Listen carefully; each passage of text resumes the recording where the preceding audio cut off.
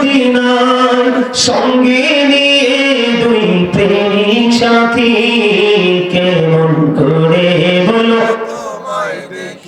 বলেন কেমন করে বলো তোমায় দেখি। নবীজিকে দেখতে হলে, নবীজিকে পেতে হলে বন্ধু আপনার লাইফ স্টাইলকে চেঞ্জ করতে হবে, তাহলে আপনার জীবন ধন্য হয়ে যাবে। জোরে জোরে বলুন সুবহানাল্লাহ। আরেকটা হলো বন্ধু, আমি আপনাদেরকে বলতে চাই রে, হযরত সাওবান রাদিয়াল্লাহু তাআলা আনহু আপনার আমার কানে নবী থেকে হাদিসটা তিনি বর্ণনা করেছেন। তিনি বলে দিয়েছেন, কেউ যদি কোনো অসুস্থ রোগীকে দেখতে যায়, ফিরে না আসা পর্যন্ত সে অসুস্থ রোগী দেখতে যায়নি, যেন সে জান্নাতি ফল কুড়াতে গিয়েছে। খেয়াল করছেন যুবক ভাইদেরকে বলছি, তোমরা আমার কথাগুলো শুনছো? খেয়াল করতেছো কথাগুলো? তোমার চিন্তা আমার ওই পাশের ঘরের চাচা জ্যাঠা অসুস্থ হয়ে গেছে, একটুখানি দেখতে যাব। তুমি তো হাঁটছো রোগী দেখার জন্য। নবীজি ডেকে ডেকে বলছে, আরে আমার পাগল উম্মত, আমি নবীর কথাগুলোকে এত সম্মান করেছো, এত মূল্যায়ন তুমি করেছো, এত ভালোবেসে বাস্তবায়ন করেছো। ও তুমি তো যে রোগী দেখতে যাওনি, যতক্ষণ না পর্যন্ত তুমি তোমার ঘরে না ফিরলে, ততক্ষণ যেন তুমি জান্নাতি ফল কুড়িয়ে কুড়িয়ে তোমার থলের মধ্যে যেন ঢুকাতে থাকলা। বন্ধু শুধু এখানে ক্ষান্ত নয় রে, কত মজার জিনিস দেখেন আমার নবীজি জানিয়ে দিয়েছেন। বন্ধু যখন একজন মানুষ সকালবেলা কোনো রোগীকে দেখতে যায়, আবার অনেকে আছে বন্ধু কাজ টাজ গুছিয়ে বিকালে যায়, আসলে নাই? আমার নবীজি জানিয়ে দিয়েছে, ও বন্ধু এই জায়গার নামটা কি? কামালপুর, উত্তরপাড়া, সুবিধাপুর, ঠিক না? সুবিধাপুরের মানুষ হৃদয় জানা রাখো, তোমরা সবাই শোনো। তুমি যখন যখন কোন অসুস্থ মানুষকে দেখতে যাবে, নবীজি জানিয়ে দিয়েছে, তুমি যদি সকালবেলা যাও, তুমি যতক্ষণ না পর্যন্ত রোগী দেখে বাড়ি ফিরে না আসলা, ততক্ষণ পর্যন্ত তোমার জন্য ৭০,০০০ ফেরেশতা আল্লাহ দরবারে মাগফিরাত কামনা করতে থাকে। আমার নবীজি জানিয়ে দিয়েছে, ও কামালপুর, উত্তরপাড়া, সুবিধাপুরের আমার ভাই বাবারা, মা গো, ও আমার বোনেরা, সবাইকে বলছি হৃদয় জানা রাখো, তোমরা সবাই শোনো। শুধু যে পুরুষরাই সওয়াব পাবে এমনটি নয়, নারীদের জন্য গুরুজন বন্ধু, একজন নারী অসুস্থ হলো, নারী দেখতে যাবে স্বামীর অনুমতি নিয়ে। আমার নবীজি জানিয়ে দিয়েছে, কেউ যদি বিকাল বেলা যায়, বিকালে যদি অসুস্থ রোগী দেখতে যায় রে, আমার নবীজি জানিয়ে দিয়েছে, সে যেন যতক্ষণ না পর্যন্ত ফিরে না আসলো, আমার নবীজি জানিয়ে দিয়েছে ৭০,০০০ ফেরেশতা তার জন্য মাগফিরাত কামনা করতে থাকে। জোরে জোরে বলুন সুবহানাল্লাহ। একটু খেয়াল করে দেখেন, আমরা মুসলমান হিসাবে বন্ধু কেউ যখন বিপদে পড়বে উদ্ধার করার চেষ্টা করব, কেউ যখন ডাকবে তার ডাকে সাড়া দিব, কোন মানুষ কেউ যদি বন্দী হয় তাকে মুক্ত করার চেষ্টা করব। এটা হলো মুসলমান, এটা হলো মুসলমানিত্ব বন্ধু। আপনারা সুবহানাল্লাহ বলবেন, আলহামদুলিল্লাহ বলবেন। এই কারণে নবীজির হাদিস অনুযায়ী আপনারা যারা জান্নাতের বাগানে আমরা যারা এসেছি, আমরা সবাই জান্নাতের মেহমান। নবীজি বলেছেন এই জান্নাতের মেহমানদের জন্য খাবার হলো ওই সুবহানাল্লাহ শব্দটা। জোরে জোরে বলুন না সুবহানাল্লাহ, আরো জোরে বলুন সুবহানাল্লাহ। তোমরা যখন রোগী দেখতে যাইবা, অসুস্থ মানুষটাকে দেখতে যাইবা, সে কিন্তু সাফারিং করতেছে,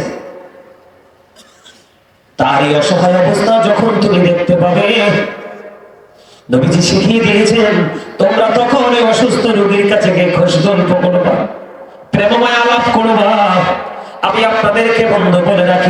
মানুষ যখন বিপদে পড়ে, আপন প্রিয় মানুষ যখন কাছে এসে দাঁড়ায়, বুকটা তার অনেক বড় হয়। কেউ যখন অসুস্থ হয়, অসুস্থ হওয়ার পরে আপন মানুষ দেখলে বন্ধু তার অসুস্থতা মোটামুটি হলেও কি হয়ে যায়, দূর হয়ে যায়। এটা আমার কথা নয়, হাদিস শরীফের কথা, নবীজির জবান মুবারকের কথা। অসুস্থ হলে তাকে দেখতে যাও, তার মাথায় হাত বুলিয়ে দাও, তার সাথে প্রেমময় আলাপ করো, এবং ফিরে আসার আগে আগে ওই অসুস্থ মানুষটার কাছে তুমি দোয়া চাও, কারণ অসুস্থ মানুষের দোয়া আল্লাহ রাব্বুল আলামিন বেশি বেশি কবুল করে। আপনারা এই যুগে এই কথাগুলো বেশি শোনা যায় না। আমি যখন ছোট ছিলাম আমার এলাকায় শুনেছি বন্ধু, মুরব্বীদের মুখে এখনো শোনা যায়, দেখবেন কোন কোন মানুষ তার আপন কেউ না, কিন্তু পাড়াপড়শি তাকে আদর করলো, যত্ন করলো, ভালোবাসলো, অসুস্থ সময় তার পাশে থাকলো। এই অসুস্থ অবস্থায় যখন কোন মানুষ পাশে গিয়ে দাঁড়ায়, দেখবেন মুরব্বীরা একটা কথা বলে সরল মনে, আল্লাহ তোমার সারা জীবন দুধে ভাতে খাওয়াক। কথা বলেন না, আগে বলছি কিনা মুরব্বীরা? এটার মানে হলো বন্ধু, দুধ এবং ভাতের মধ্যে কোনো ভেজাল নাই। এটা অত্যন্ত মজাদার, পুষ্টিকর, সুন্দর খাবার, অত্যন্ত সুইট বন্ধু। এই দোয়ার মানে হলো ওই ব্যক্তিটাকে আল্লাহ রাব্বুল আলামিন দুনিয়া যতদিন থাকে আল্লাহ তাকে নিরাপদে রাখে, কোন ধরনের ভেজাল বন্ধু তাকে গ্রাস করে না, আল্লাহ রহমত তার উপর বর্ষিত হয়। কারণ বন্ধু অসুস্থ মানুষের দোয়া বেশি বন্ধু কবুল হয়। আমি কয়েকটা পয়েন্ট নিয়ে আজকে আলোচনা করবো আপনাদের সামনে, এই কারণে করবো, লম্বা করতে পারবো না, টপিক আকারে আলোচনাটা করবো। যারা জ্ঞানী, যারা বিবেকবান, একটুতেই বুঝে নেবেন। দেখেন, আপনি যদি অসুস্থ মানুষকে দেখতে চান, আল্লাহর পক্ষ থেকে আপনার জন্য নিয়ামত বরাদ্দ। আর দুনিয়ায় যেহেতু আছেন, দুনিয়ায় চলতে হবে, আপনার তৈরি হয়ে গেল এক মধুর প্রেমের বন্ধন। দুনিয়াও আপনার সুন্দর হয়ে গেল, আখিরাতের বাজারটাও বন্ধ সুন্দর হয়ে গেল। আপনারা কি মনে করেন জান্নাতের ফল তো যেমন তেমন জিনিস না? এবার আসেন বন্ধু, ওই যে বললাম, কেউ বিপদে পড়লে তার ডাকে সাড়া দিবেন, পরামর্শ চাইলে বন্ধু তাকে পরামর্শ দিবেন। এটা নিজের আপন প্রতিবেশীর ক্ষেত্রে আমি আপনাদেরকে বলবো, এটা হলো বন্ধু এক ধরনের আচরণ, সামাজিক বন্ধনে আবদ্ধ হওয়ার জন্য বড় একটা গুরুত্বপূর্ণ ভূমিকা। একটা জিনিস চিন্তা করেছেন, সালাম এবং অসুস্থ মানুষের পাশে গেলে কি নিয়ামত হয়, নিয়ামত পাওয়া যায়। এবার আমি আপনাদেরকে বলবো বন্ধু, কেউ যদি আপনাকে ডাক দেয়, আপনি গেলেন না, আপনার ব্যবহারটা খারাপ করেছেন। কথা বলেন না কেন? কেউ পরামর্শ চাইলো, আপনি তাকে পরামর্শ দিলেন না, তার সাথে খারাপ ব্যবহার করেছেন, ভালো আচরণ করেনি, কোরআন হাদিস বিরোধী আচরণ করেছেন, নবীর আদেশকে অমান্য করেছেন। আচরণ বড় নিয়ামতের জিনিস। আবু হুরায়রা রাদিয়াল্লাহু তাআলা আনহু থেকে হাদিস খানা বর্ণিত। বন্ধুরে আমার, আপনারা আমার প্রাণের নবীকে একজন প্রশ্ন করলো, ইয়া রাসূলুল্লাহ, ইয়া হাবিবাল্লাহ, একজন ব্যক্তির দিকে ইশারা করে দেখাইলেন, ইয়া রাসূলুল্লাহ, ইয়া হাবিবাল্লাহ, নবী গো, ওই ব্যক্তিটা অনেক বেশি দান সাদকা করে, অনেক বেশি নামাজ পড়ে, অনেক বেশি ইবাদত বন্দেগী করে গো, কিন্তু ইয়া রাসূলুল্লাহ, তার ব্যবহার এত খারাপ, তার ব্যবহার শুনলে মানুষ কষ্ট পায়। এবার নবীজি সঙ্গে সঙ্গে বলে দিলেন, ওই মানুষটা জাহান্নামী। নাউজুবিল্লাহ বলেন না? খেয়াল করেন, বিষয়গুলো খেয়াল করেন। নামাজ পড়ে ঠিক, দান সাদকাও করে ঠিক। বন্ধু, এই সমাজে দানবীরের মর্যাদা অনেক বেশি, সে যেইভাবে টাকাগুলো কামাই করুক না কেন। নবীজি জানিয়ে দিয়েছেন, তুমি দান করলা, নামাজ পড়লা, কিন্তু ব্যবহার সুন্দর করলা না, নবীজি সঙ্গে সঙ্গে জানিয়ে দিয়েছেন সে জাহান্নামী। আরেকজন মহিলার দিকে ইঙ্গিত করলেন, ইঙ্গিত করে বললেন, ইয়া রাসূলুল্লাহ, ইয়া হাবিবাল্লাহ, নবী গো, ওই মহিলাটা এত বেশি দান সাদকা করতে পারে না, অত বেশি আমল করতে পারে না, কিন্তু তার ব্যবহার এত সুন্দর, তার ব্যবহার এত মিষ্টি, আমার নবীজি জানিয়ে দিয়েছেন ওই মহিলা জান্নাতি।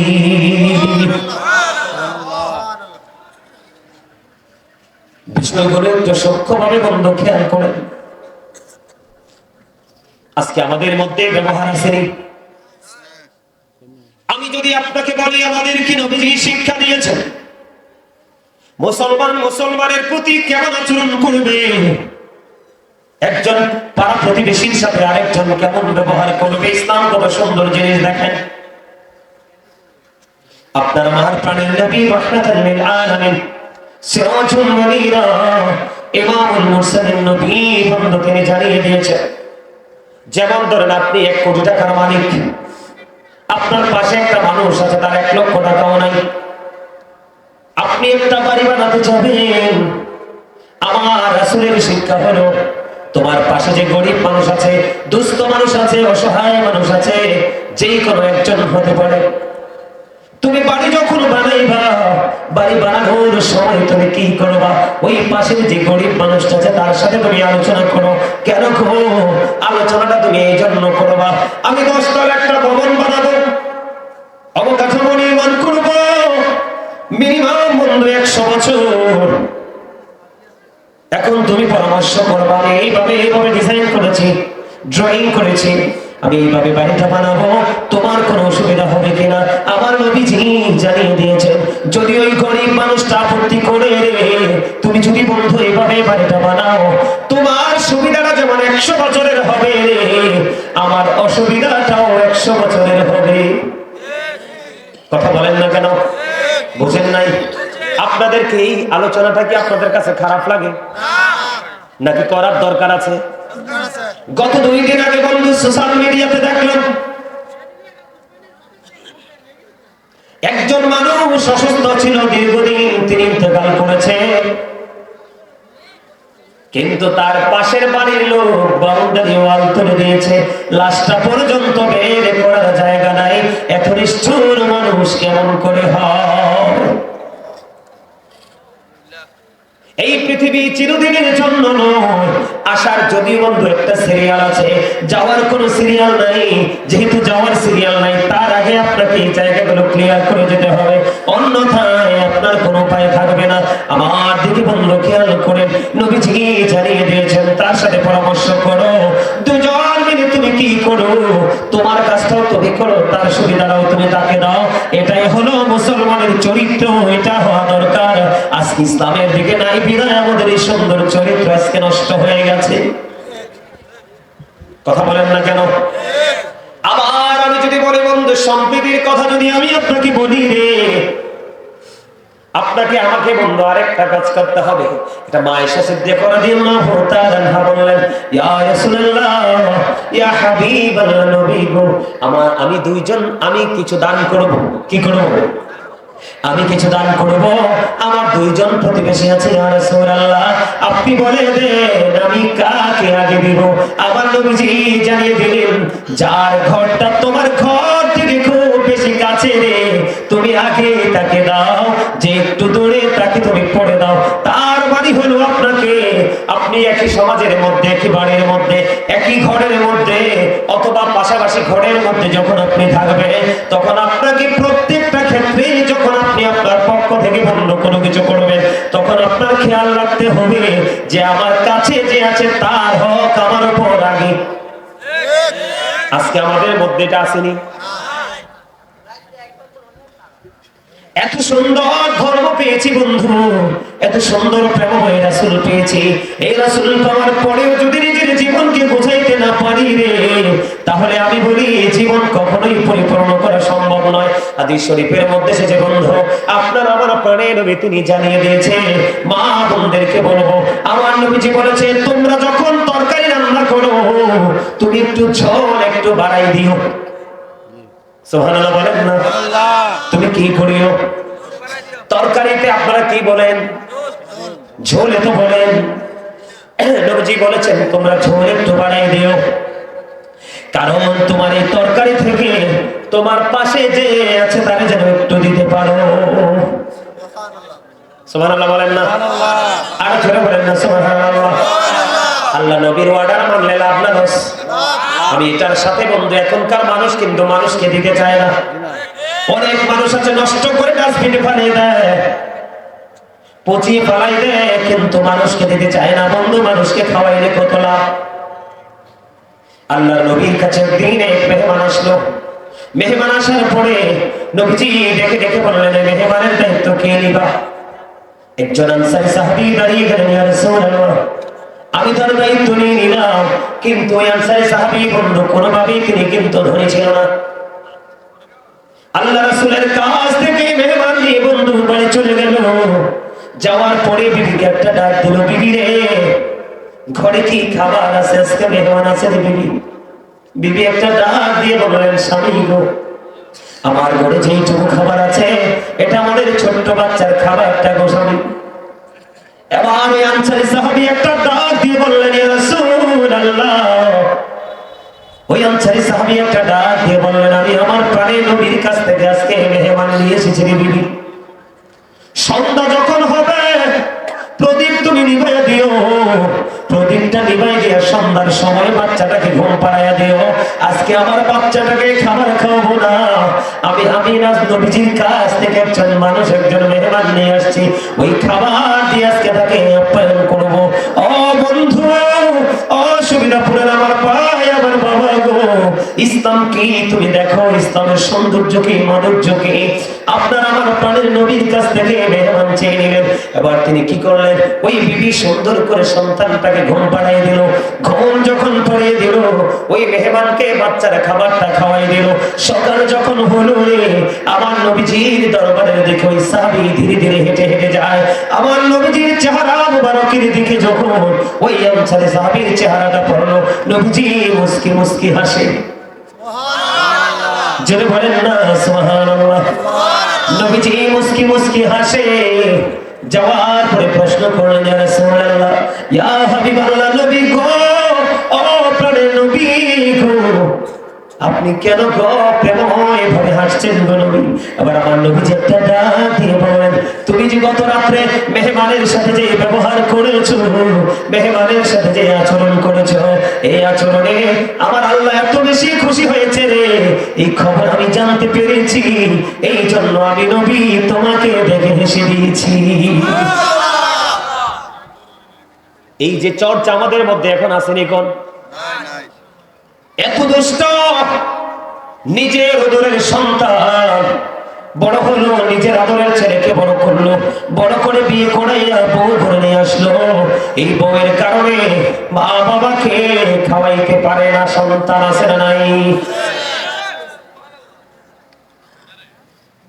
আমার নবীজি জানিয়ে দিয়েছেন বন্ধু, আল্লাহর কাছে দুটো কাজ বেশি পছন্দের, দিকে তাকান। একটা একটু আগে বলেছি, পরিচিত হোক অপরিচিত হোক, দেখা মাত্রই বন্ধু মুসলমানকে সালাম দিয়ে দিব। কোন হিন্দু খ্রিস্টান বৌদ্ধকে সালাম দেওয়া যাবে না। তারা সালাম দিলে সালামের জবাবও দেওয়া যাবে না। আমার নবীজি বলেছে, উম্মত, বাঁচতে যদি চাও তোমরা বন্ধন তৈরি করে এসো। তোমার জীবনে কোনো আমল নাই, উত্তম ব্যবহারের আমল আছে, এটাই তোমাকে জান্নাত পর্যন্ত পৌঁছে দেবে। নবীজির হাদিস, নবীজি জানিয়ে দিয়েছে, পরিচিত হোক অপরিচিত হোক, মুসলমান দেখা মাত্র তুমি সালাম দিয়ে দিবা, আর মানুষকে পেট ভরে খাইয়ে দিবা। আমরা এখন খাওয়াই না, আমরা এখন সালাম দেই না। কেউ বিপদে পড়লে তাকে উদ্ধার করি না, কেউ পরামর্শ চাইবে ভালো পরামর্শ দেই না, মৃত্যুবরণ করলে তারা জানাজাও যায় না, অসুস্থ হলে দেখতে যাই না। ও বন্ধু, নবীজির কথা মানবেন, আপনার বরকত হবে। আপনি মনে করবেন না আপনার পাতিল থেকে একটা বাটি তরকারি যদি ওই ঘরে দিয়ে দেন কমে যাবে না, বরং অন্য দিক দিয়ে বরাদ্দ হবে, আপনার বরকত রহমত ঘরের মধ্যে প্রবেশ করবে। জোরে জোরে কোন সুবহানাল্লাহ। আমি আপনাদেরকে বলি, বরকত কেমন করে হয় বন্ধু? আল্লাহর নবীর কথা যদি আপনি মানতে পারেন, আল্লাহর হাবিবের হাদিস যদি মানতে পারেন, আপনার জীবনের মধ্যে বরকতের কোনো কমতি হবে না। আমার দিকে তাকানো বন্ধু, একদিন আবু হুরায়রা রাদিয়াল্লাহু তাআলা আনহু পেটের খিদায় তিনি মাটির মধ্যে নেমে পড়লেন। মাটির মধ্যে তিনি বন্ধু গড়াগড়ি শুরু করলেন। এই গড়াগড়ি দেওয়ার সময় আপনার আমার প্রাণের নবী দেখতে পাইলেন। নবীজি দেখতে পাইলেন আবু হুরায়রার এমন অবস্থা দেখে বললেন, আবু হুরায়রা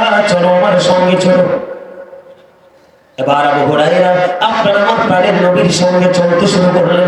চলতে চলতে চলতে চলতে নবীজি গন্তব্যে গেলেন। যাওয়ার পর একটা ডাক দিয়ে বললেন, আজকে ঘরে কোনো হাদি আছে কিনা? নবীজির বিবি উত্তর দিলেন, ইয়া রাসূলুল্লাহ, ইয়া হাবিবাল্লাহ, নবী গো, আমাদের ঘরে একটা বাটি দুধ হাদিয়া এসেছে। জোরে জোরে বলুন সুবহানাল্লাহ। কয় বাটি দুধ? একটা বাটি দুধ। খেয়াল করবেন বন্ধু, শিক্ষা নেবেন কেমন করে। একটা বাটি দুধ এসেছে। নবীজি যখন শুনতে পাইলেন, হযরতে আবু হুরায়রা কিন্তু পেটের খিদায় অস্থির। মানুষ কতটুকু খিদা লাগলে মাটিতে পড়ে। এবার যখন বাড়ি চলে গেল, ঘর থেকে খবর আসলো, ইয়া রাসূলুল্লাহ, একটা বাটি দুধ এসেছে। নবীজি ডাক দিয়ে বললেন, আবু হুরায়রা, যাও যাও সুফফাবাসীদেরকে ডেকে নিয়ে এসো। এবার আবু হুরায়রা মনে মনে চিন্তা করলো, আমিও তো পেটের খিদায় অস্থির হয়ে আছি, আমিও তো পেটের খিদা সইতে পারি না, একটা বাটি দুধ তো আমারই হবে না। নবীজি আবার বলে, আমি নাকি সুফফাবাসীদেরকে ডেকে নিয়ে আসবো। নবীজির কথা অমান্য করা যায় না। এবার আবু হুরায়রা চলে গেল, সুফফাবাসীদেরকে বন্ধু ডেকে নিয়ে আসলো। আস্তে আস্তে আস্তে আস্তে বন্ধু এক পেয়ালা দুধ অথবা একটা বাটি দুধ নবীজি একজন একজন করে দিচ্ছে আর খাচ্ছে, দিচ্ছে আর খাচ্ছে, দিচ্ছে আর খাচ্ছে। দিতে দিতে দিতে দিতে খাইতে খাইতে সমস্ত সুফফাবাসী দুধ পান করলো। আমার নবীজি আবার আবু হুরায়রাকে ডাকলেন, আবু হুরায়রা, কাছে এসো, কাছে এসো।